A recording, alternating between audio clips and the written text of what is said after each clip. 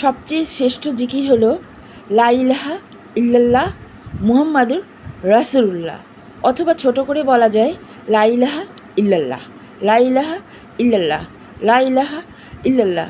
আবার আরও ছোট দরুদ হচ্ছে সাল্লাল্লাহু আলাইহি ওয়াসাল্লাম, সাল্লাল্লাহু আলাইহি ওয়াসাল্লাম।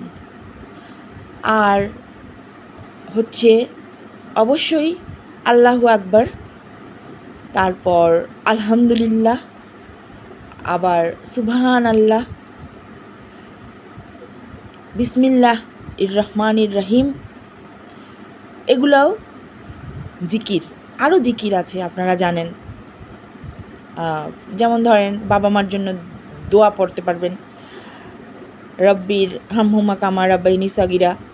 তারপর আরও যেমন বিপদ আপদের দোয়া তো আপনারা জানেন, দোয়া ইউনুস, লা ইলাহা ইল্লা আনতা সুবহানাকা ইন্নী কুনতু মিনাজ জালিমিন, এই তো।